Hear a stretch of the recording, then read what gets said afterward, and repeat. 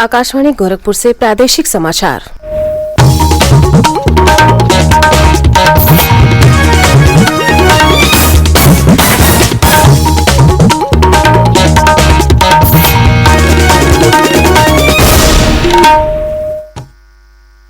नमस्कार, समाचार बुलेटिन के साथ मैं सोनी निगम।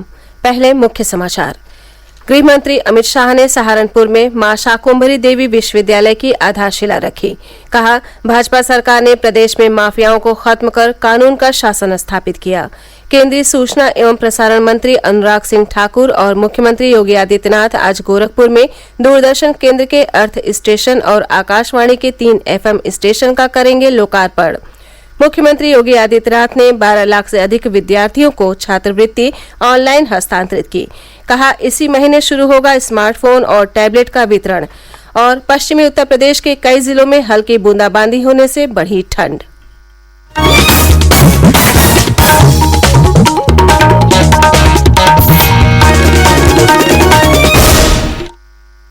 स्वतंत्रता की 75वीं वर्षगांठ पर आजादी का अमृत महोत्सव के अंतर्गत सरकार अनेक गतिविधियों का आयोजन कर रही है।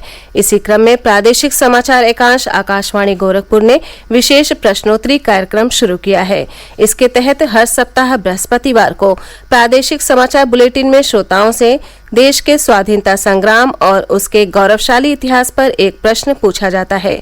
कल के क्विज में हमारा प्रश्न था, 19वीं शताब्दी में दलित वर्गों और महिलाओं के अधिकारों पर ध्यान केंद्रित करने के लिए सत्यशोधक समाज की स्थापना किसने की थी? सही जवाब है महान समाज सुधारक महात्मा ज्योतिबा फुले ने। उन्होंने 24 सितंबर 1873 को सत्यशोधक समाज की स्थापना की थी। इस प्रश्न का सबसे पहले सही उत्तर भेजा है बलिया जिले के ठाकुरबाड़ी रसड़ा के दिलीप कुमार जायसवाल ने। समस्त आकाशवाणी परिवार की ओर से दिलीप कुमार जायसवाल को बहुत बहुत बधाई। जनपद बलिया के ठाकुरबाड़ी रसड़ा से मैं दिलीप कुमार जायसवाल अमृत महोत्सव क्विज में विजेता बनने पर संपूर्ण आकाशवाणी परिवार व आकाशवाणी गोरखपुर के श्रोताओं को साधुवाद देता हूँ। इस उम्मीद के साथ कि आगामी 15 अगस्त 2022 को जब हम अपने इस आर्यावर्त की आजादी की 75वीं वर्षगांठ को धूमधाम से मनाते हुए अपने शहीदों के बताए हुए रास्तों का अनुगमन करते हुए देश की एकता व संप्रभुता को अक्षुण्ण रखने में अपना अमूल्य योगदान देते रहेंगे। अमृत महोत्सव क्विज श्रृंखला का अगला प्रश्न अगले सप्ताह बृहस्पतिवार को श्रोताओं से पूछा जाएगा। अब समाचार विस्तार से। केंद्रीय गृह मंत्री अमित शाह ने कल सहारनपुर में मुख्यमंत्री योगी आदित्यनाथ की मौजूदगी में मां शाकुंभरी विश्वविद्यालय की आधारशिला रखी। इस अवसर पर अपने संबोधन में श्री शाह ने कहा कि इस विश्वविद्यालय की स्थापना से प्रदेश में शिक्षा के क्षेत्र में एक और कड़ी जुड़ गई है, जिसका लाभ आसपास के जनपदों के युवाओं को मिलेगा और शिक्षा के क्षेत्र में प्रगति होगी। उन्होंने कहा कि कुछ साल पहले पश्चिमी जिलों में माफियाओं और अराजक तत्वों का राज था, लेकिन प्रदेश की योगी सरकार ने कानून से खिलवाड़ करने वालों के खिलाफ अभियान चलाकर न सिर्फ इस इलाके के माफियाओं से मुक्त कराया, बल्कि क्षेत्र का सम्मान भी लौटाने का काम किया। श्री शाह ने कहा कि केंद्र और राज्य सरकार दोनों ही किसानों के हितों के प्रति संवेदनशील हैं। इसलिए गन्ना किसानों के 90% बकाये का भुगतान अब तक किया जा चुका है और शेष भुगतान कराने के लिए सरकार प्रतिबद्ध है। गृह मंत्री ने कहा कि देश को समग्र और शक्तिशाली बनाने के लिए मोदी सरकार ने कई कड़े फैसले लिए हैं। उन्होंने कहा कि प्रधानमंत्री नरेंद्र मोदी के नेतृत्व में देश का मान बढ़ा है। कार्यक्रम को संबोधित करते हुए मुख्यमंत्री योगी आदित्यनाथ ने कहा कि पिछली सरकार के पास विकास का कोई एजेंडा नहीं था। जातिवाद, वंशवाद और परिवारवाद हावी था, जिसके कारण प्रदेश में विकास बाधित रहा। श्री योगी ने कहा कि वर्तमान राज्य सरकार प्रदेश के सर्वांगीण विकास के लिए प्रतिबद्ध है और इस दिशा में निरंतर काम कर रही है। इस अवसर पर केंद्रीय शिक्षा मंत्री धर्मेंद्र प्रधान ने कहा कि इस विश्वविद्यालय की स्थापना से उच्च शिक्षा के नए द्वार खुलेंगे। कार्यक्रम में प्रदेश के उप मुख्यमंत्री डॉक्टर दिनेश शर्मा भी मौजूद थे।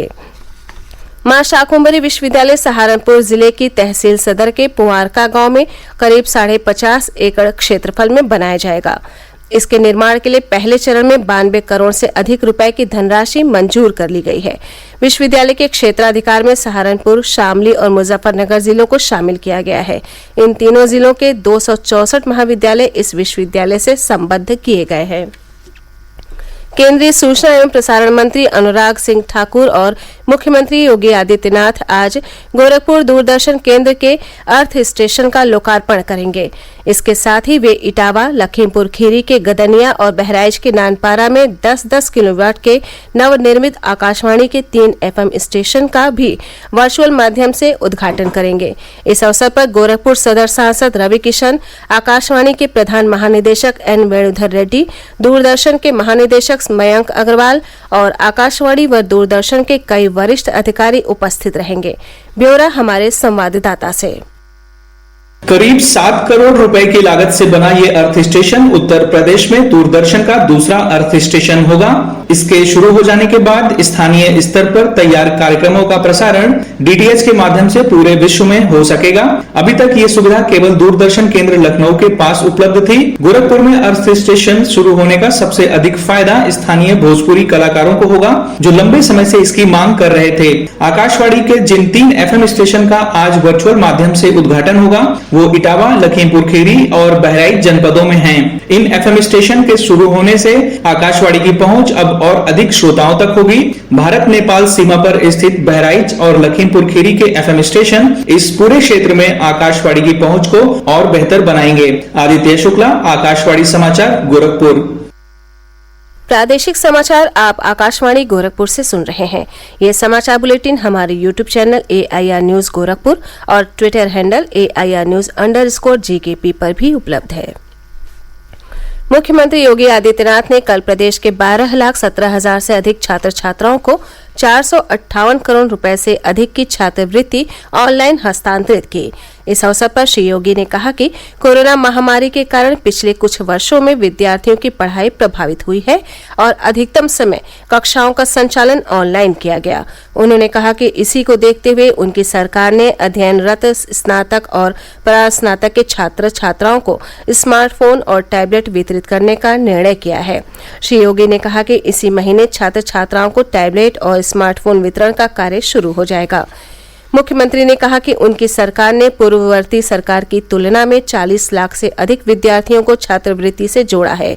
उन्होंने कहा कि सभी वर्गों के विद्यार्थियों के लिए अभ्युदय योजना के तहत निःशुल्क कोचिंग की सुविधा दी जा रही है। मुख्यमंत्री ने कहा कि अभी ये योजना 18 जिलों में चल रही है, जल्द ही इसे सभी जिलों में लागू किया जाएगा।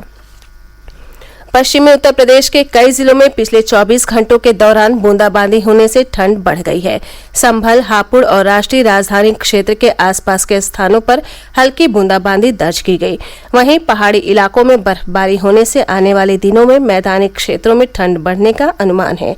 मौसम विभाग ने आगामी रविवार को पश्चिमी उत्तर प्रदेश में 1 या 2 स्थानों पर गरज चमक के साथ वर्षा होने की संभावना जताई है। प्रदेश के अन्य भागों में आज और कल मौसम शुष्क बना रहेगा।